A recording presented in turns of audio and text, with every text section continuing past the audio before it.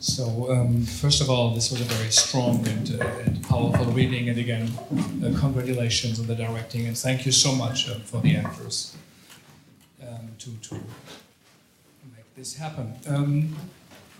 We have with us also a young dramaturg from France who was a part of Mnouchkine's company in France and is now studying dramaturgy at Columbia University. Emily Guyard, who also worked in Afghanistan as a responder to the play. But first of all, I heard that one sentence, I was there, but someone said, one of the characters, and I think it truly shows what theater does. It gives us a way to perhaps share for an idea of what it means to report or to be there or to live what it was we do. I think some Buddhists do say the goal in life is a joyful participation in the sorrows of life. And I always thought theater is a way to do this, is a joyful participation in the sorrows. But is it really possible? Maybe the playwrights first. How do you feel about the reading here in New York, but also about the play itself?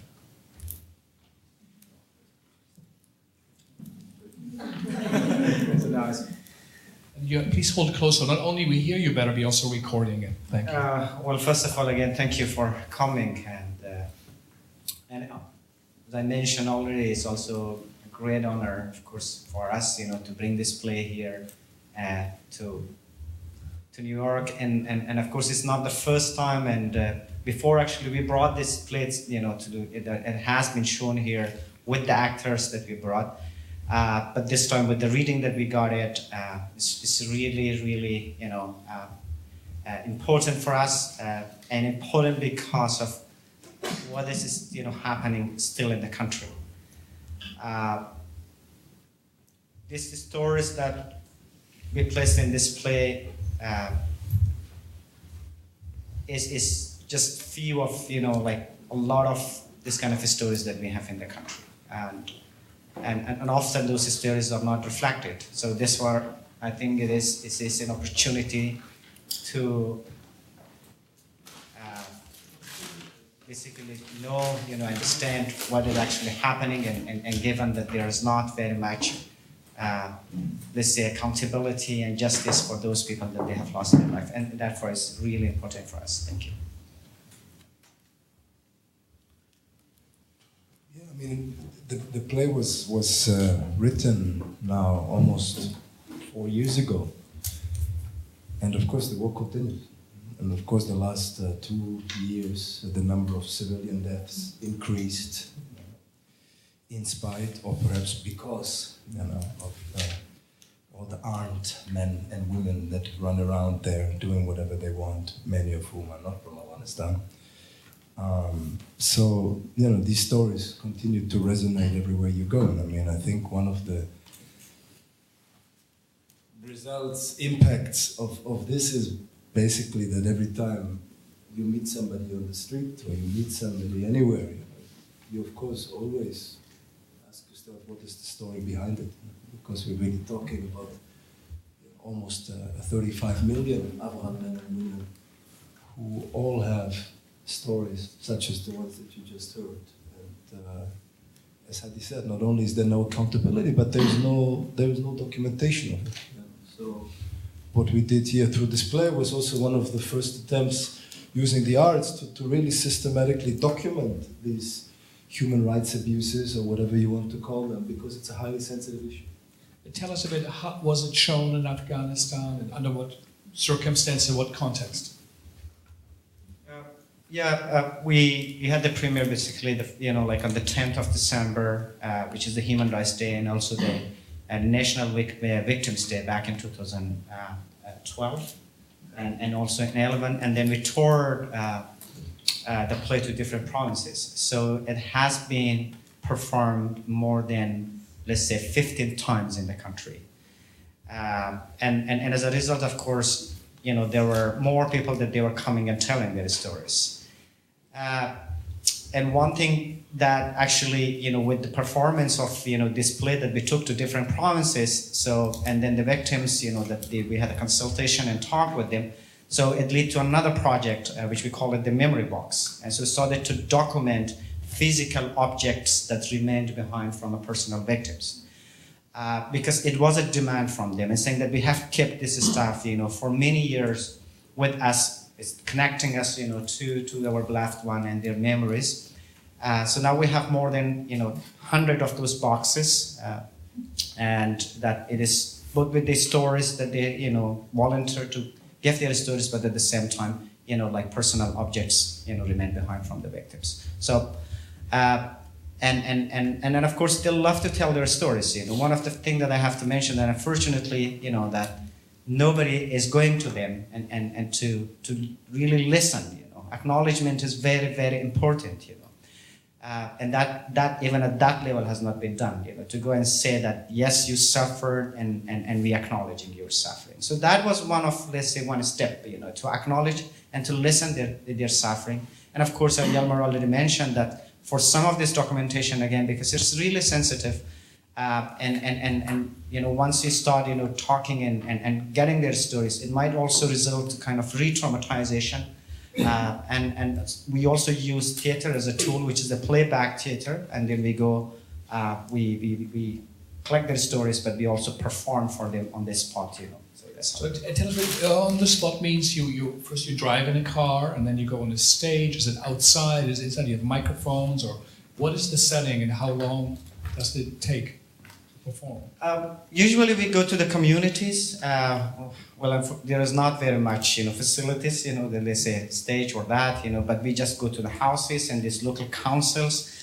But we as an organization also started to establish some victims association in different parts of the country, and recently we're trying to bring them all together, network, and build one, let's say, national associations of victims. Yeah. So that is the main let's say contact, a channel that we contact the victims. But we also have other organizations, the Afghan Independent Human Rights Commissions and many other human rights organizations that they're also working on documentation. They also know the victims, and that's how we got in touch with them. Yeah. Yeah, it is truly a remarkable work of theater. It was published in PHA Performing Arts Journal by Bonnie Maranka early on 2 years ago. And maybe also you tell us a bit what happened last year. I think it was in December. We all often think in our theater, which theater should be dangerous and it should be provocative. But tell us what happened in that school in the French Cultural Services in Kabul. That's in fact the place where we had the inaugural performance of Infinite Incompleteness, the French Cultural Center. And yes, there was a suicide attack last year happening there during a performance, which was very ironically looking at war and the aftermath of silence. So you were in the room, and the suicide bomber came into. Excuse me. We were personally not there at that time. Yeah, but your play. It was a different play. Excuse me. It was a different theater group. I met a few of the actors just recently. They're all in exile now. So half of them are in India and the other half are in Germany. So none of them are there anymore. To be honest, the event itself is contested. I mean, all we seem to know is that it was a young man, 15, 16 years old, who blew himself up. But still, there are discussions whether he blew himself up because he was deliberately trying to destroy, quite literally speaking, the arts and theater as such, or whether it was just a wonderful opportunity to kill a large number of people, because of course there were 100, 200, 300 people in that auditorium. So the reasons behind it are unknown for us, but the reality is that of course theater work in all its forms and shapes is dangerous for Afghan men and women. We ourselves in our organization, we have lost 2 or 3 people, lost in the sense of that they had to leave the country and they live in exile now in different parts of the world because they were persecuted for this work. Because it's the consequence of working in a context where every decision you make has an immediate response, and very often that response is a response that is very, very threatening to your emotional and physical well-being. That of course puts a huge strain on the actors, including in a play like this where people on top of their lives embody stories of people like them, for 45 minutes, 50 times around the country. Yeah. So. Nicole, you were the director in a way, also the translator, trying to translate experiences, these accounts, this documentary theater onto the stage for here. But how was your reaction to it? How does that feel like? How did it work? Oh, I don't know if it worked, but Christine sent me the play, and I really loved it, and of course was honored to try and tell it. And really, the 4 actors that I had yesterday, we really talked about at some point like how important was to hear everything in the play, right? That at the end, the Victorian Kabul says it best, like justice is in the listening, right? So, the task of our work was to really make sure that we could hear the story, and it's in the writing, it's so clear what the production is, and we just had to keep saying, well, we could do that, but we're doing the reading, and it's more important to hear the words of the people who are speaking. So, we tried to honor what was some of the staging, but because the play, a lot of the events are happening simultaneously with the narrative, with the monologues, we just sort of had to find a way to honor the stage directions and the storytelling and hope that ultimately we were just providing space where people could be heard, because that's what the play was asking us to do. Yeah, I did think, it was very powerful and it worked strongly, and it is a big experience, a big question in life, how do we really communicate experience from father to son, mother to daughter, co-worker to the other, but especially an experience like this, and I think it really gives us an idea, and actors are in a way ghosts of those people who died who are sharing their stories, and gives us an idea. Tell us a bit, Emily, how do you see this work? Like what you did with Mnushkin in your workshops. What is the context you see this in? When I went there, I was alone and I lived with an Afghan family for a month, so I learned the language a little bit. That was a fascinating experience for many reasons, but 2 of them was the women at home. How they would talk together, and also interact with the men, because you arrive from the West with a lot of prejudices, I think, and then you leave like here, inside, at least where I was living, and so I had to question myself a lot, and then also when I started to give a workshop at the National Theatre, it was half destroyed. And the power of those actors, the company was still there, and they were still rehearsing, and willing to rehearse, and willing to put on a show, even if the room was half destroyed and you could fall. And there was 1 actress. So I wanted to ask you to which extent the women now dare to speak, to come to you and give you the memory box, so they dare to tell their stories, because I know they're afraid, or sometimes they don't have the right to, or they're threatened. So yeah. How do you approach them, and how do you do? Well, I think, for us, the one thing when it comes to memory box or documentation, with getting their stories is not very much, like the story itself is not very much important. Yes, it is, a very key part of, our work, but also the process that we work with them. So it's not just that we go, to, let's say, a woman and right away we say that, okay, we are here to get your story and tell us. So that's not working. What we are actually doing, we are inviting them, in a workshop, like 10, 15 women in a workshop. And then we work, the whole, week with them. So trust is very important. So what do you do for work? Is this theater workshop? Exactly. It's the Theatre of the Oppressed workshop that we do. And so we start playing games, and exercises. And through, that, we also engage them in a discussion about what happened to their life. And also, one problem is because we invite people from different ethnic groups, to these workshops. So it's really, difficult, and the more, there's a lot of tension at the beginning, But once they actually started to tell their stories, and then they realize, that, regardless of, their ethnicity or language or religion, but, so that the same thing happened to them. And there are a lot of misperception, actually, this blaming, that you were there. you know, I'm the victim and you're the perpetrator. So it's like that. But slowly, I think they get this point, you know, that, you know, regardless of our, you know, ethnicity or language or whatever, we are all victims. And that's how it works, you know. So it's basically towards the end of, you know, let's say the workshop. It's a full week workshop that we do, a theater workshop. So that they come and tell their stories. So you then write it down while they tell you, or you put it on tape, or how, because it's a documentary piece, do you rework sentences, or how does that? At the beginning, of course, we worked a lot with the playback. So it was that they were telling their stories, and then we were also performing. And performings were very much important. That we are, you know, it was acknowledged that yes, we heard your story, and now we are going to show that onto you. But then, you know, we do in-depth interview after that, you know. So once we get, you know, like what actually happened, you know, what is this story? So then we sit down and we sometimes we chat, but more, you know. More often we just, you know, write down, you know, their stories, yeah. And of course, you know, we use their stories for different purposes, you know, because there is a literature institute that, you know, part of the work that we are doing is also, you know, giving them, you know, as they say, like in some of these stories that you do not see connection, you know, because a lot of them, you know, are illiterate, and then the second problem is that they actually lose, you know, let's say the coherency. And of course, PTSD is a big issue there. You know, a lot of them also suffer from trauma.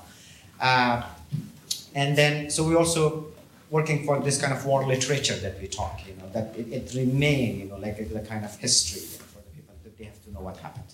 And male actors play the female roles also in Afghanistan in the touring? Well, I mean, it's really both. I mean, in our work with the Theatre of the Oppressed, probably 80% of all participants are women. So we really work with women of all ages, of all ethnic groups, and of course the process of organizing the work is crucial, you know, which really is about building relationships and about non-instrumentalizing relationships. I think that's really important, because obviously we're not inviting them because we want their stories so we can make a plan so we can come to the US.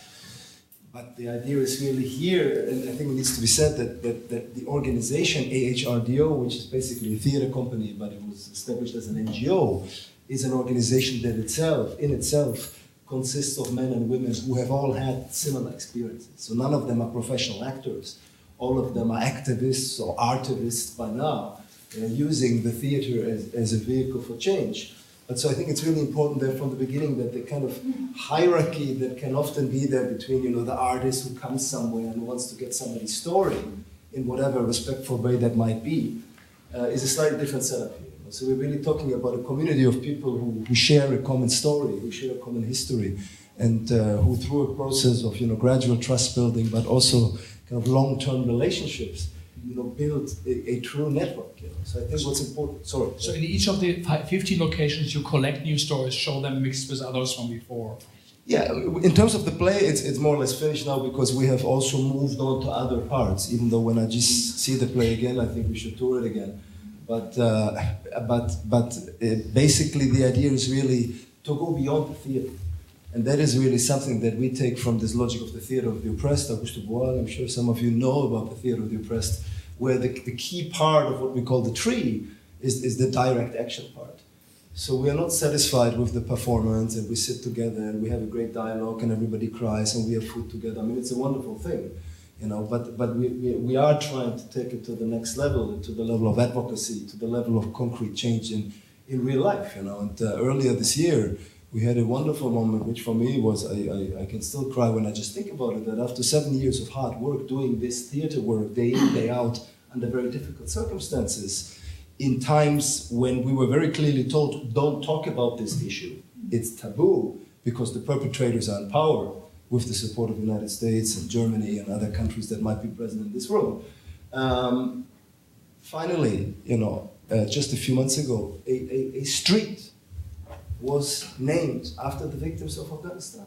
And it's the street that leads up to the central prison that was mentioned in the story, where hundreds of thousands of people were tortured and killed. And it's a 3-kilometer road that leads up straight to that prison, and it's named after the victims of Afghanistan. And it was the work of our theater organizations and hundreds, if not thousands, of men and women, victims of war, that through the different activities have really formed a network and the pressure group, to finally work towards some form of more embodied justice. And to have that street now was a huge thing.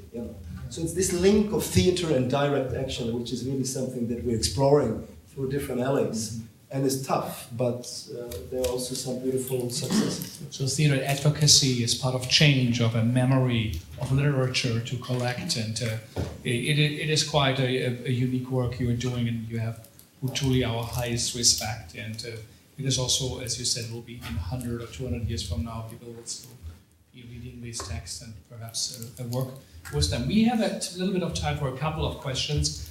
Someone will come also with a microphone and give it to you, not only that we hear you better, also we are recording it. So maybe 2 or 3 questions, and maybe if you put up your hands, I will we'll see if there is someone who has a question to the playwright or director. This is one, another one, 2, and third one maybe. Anybody? So maybe we start with you. And please introduce yourself and who you are. Hello? Yeah. Okay, so my name is Sofia Milosevic-Belefeld. I've worked in Afghanistan with Hadi and his organization. My question to you is, how difficult was it for the actors to play, to perform this play, which is, we've seen just the reading of it, very, very powerful, and how was it doing it over and over again?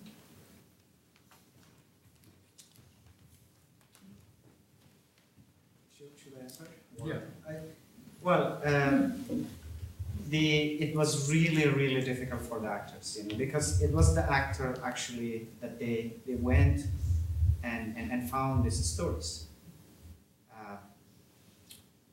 From the moment, listening, 10 times these stories to write down, and then transcribe, and then memorize it, So that was really painful for them. During the performance, we had, our actors that they were even fainted on this, on this stage, and especially that moment that the actors demonstrated when they were trying to censor, because everyone is trying, somehow to impose, or their own narratives or their stories at that point, So they were censoring each other, and at that time, with the cry, that they are making, it is a real cry on the stage, that they are all making. And fainted even. It was really, and part of the fact, that after performing this play for, 15 times or more than 15 times, at one point we decided, to not to perform it, let's say for some months, because it was becoming too much for our actors. Yes, it was very difficult. And I think so. Just to add a little, because on the other hand, because I think from a kind of Western angle that can seem very problematic, and I think there's other angles as well, but certainly from a traditional Western angle, we talk about traumatization, re-traumatization, and what I always found very powerful when we work with all these different theater methods is how the kind of psychological, mental part, emotional part was not ignored by the performers, by the workshop participants, but where time and again there was a very clear emphasis on people saying, at this stage, we are not interested in healing. There is no wound to heal. We don't want this wound to heal. I wanted to go a step back early because, of course, in places like Rwanda, the word victim is anathema because there's a different discourse by now that stresses the survivorhood of having survived something. Whereas in Afghanistan, I think we're still in a stage where people say, I am a victim. I lost my husband, my child, my brother 40 years ago. I know the murderer. He sits on television with a suit that was paid with US American money, and I sit in the dumps of Kabul. And even if I try to call myself a victim, I will be further punished for that. So I want to be called a victim. I have a right to be called a victim, which for many of us would have a negative connotation, of course. And there it's a step towards a kind of a liberation. And so to some extent, the actors, but also these workshop participants, they said, we're not interested in healing. We want justice. We want finally, nobody has ever seen, there's more people who have been tried in Holland, Afghan warlords and perpetrators, than in Afghanistan. And I think it's 3 in Holland. So, I mean, there's hundreds of thousands of mass murderers running around. The vice president of Afghanistan today is a warlord.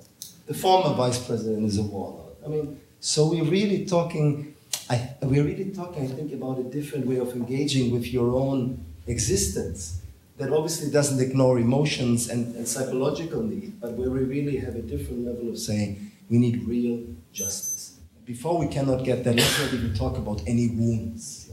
And the theater can give that, according to some of the people we work with. Yeah, too. This is a good comparison with Rwanda. We had Odile Katese, who is the Rwandan playwright and director of the National Theatre, who actually did the days, after 10 years or 15 years after the genocide.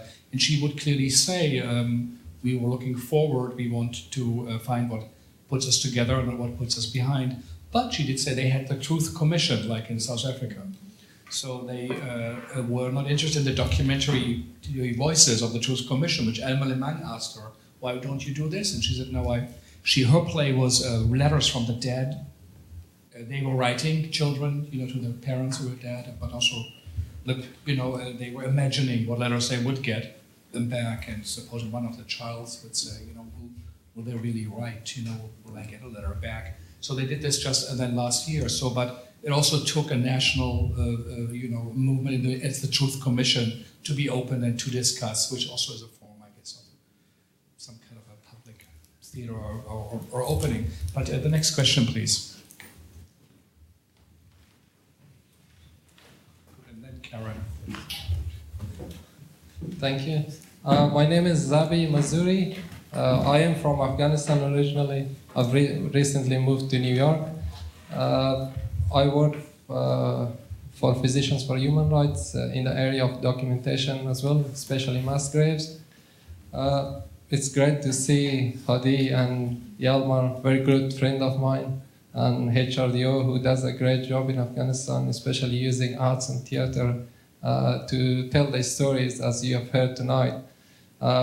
In Afghanistan, it's very important for people from different areas of Afghanistan to hear different stories, because if you go to one part of Afghanistan, the victims only think that they are the victim of the conflict and they don't really know much about what happened in other areas of Afghanistan. So that was, it's very good for everyone around Afghanistan to know that. And we have spoken tonight about victims and also about advocacy. My question to the panel is, or to everyone in the room, yes, it's good in Afghanistan that for the victims to tell this story, for everyone to hear, although we haven't had justice in the last 13 years. But the problem in Afghanistan is mostly internal, but it's not only internal issues. It's usually the external decisions, especially decisions made by United States, by European governments, by old Soviet or Russians, that affect the lives of Afghans. And most of the conflict in Afghanistan has resulted as a result of these decisions, sometimes right, sometimes, most of the time, wrong decisions. So it's great to have these stories told outside Afghanistan and the positive energy that is created. How can we use this to influence decision makers, for example, in the United States, to focus more on justice and accountability?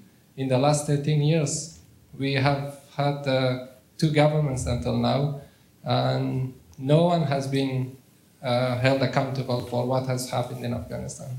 So my question is, how can we use these stories told in the United States or outside of Afghanistan to change those policies to move Afghanistan in the right direction?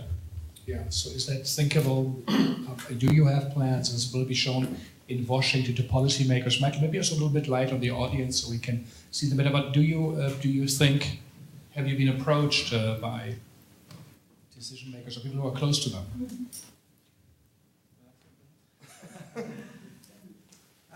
Well, Zabi, I think you know very well than me because you live here. In the country, I think we did try, you know, like in terms of, you know, let's say advocacy. We did, you know, met with several, you know, let's say policymakers, you know, or international community, whatever you're talking. And of course, you know, so it is, you know, now we need somehow link it, of course, you know, to the whole issue of transitional justice, you know, because there was an action plan, and that action plan was prepared by the Afghan government and with the support of the international community. You know, it was actually launched in 2006, and then, you know, finished without any result, let's say, in 2009. In the meantime, what happened also, because there was an amnesty law passed by the Afghan parliament, you know, which provided, you know, blanket amnesty to the perpetrators. And of course, ironically, not only the past, but also future crimes that are going to be committed is, you know, granted amnesty. So, and then of course, you know, like, I'm glad Dallas is here. You know, she did a fantastic job with the documentation, working with Afghan Independent Human Rights Commission on conflict mapping. So there is now a report of conflict mapping, you know, ready, you know, like really, really important report. And it's not released, you know. And part of the fact is because, you know, the government of Afghanistan does not want that one to be released because they think it really jeopardizes, you know, let's say the peace, you know, the so-called peace process, you know.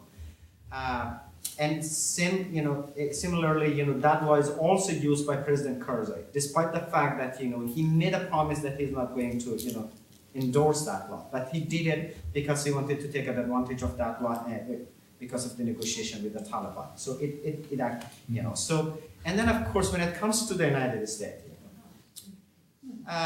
well, the US government is in particular against that conflict mapping report to the Middle East. And that was a conversation that I had back in 2012 with, you know, with a lot of people at the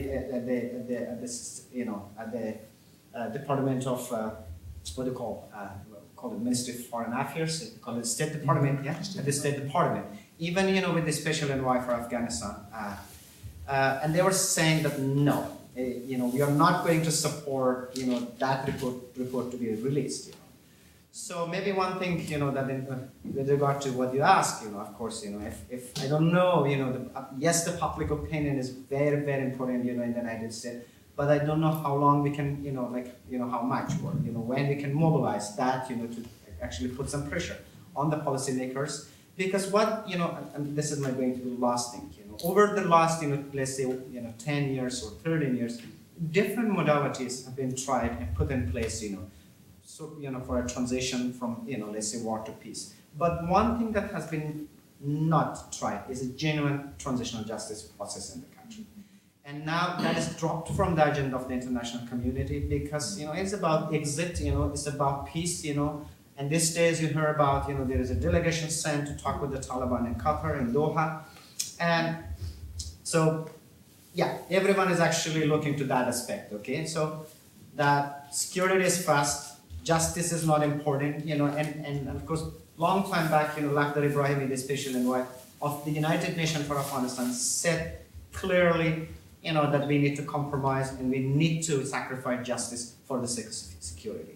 But 13 years later, unfortunately, we don't have security and we don't have justice. So this is unfortunately, you know, how it looks like at the moment. Yeah, so thank you for this, and I think it's good that we talk about it here, and it's part of our Painful Voices in our program.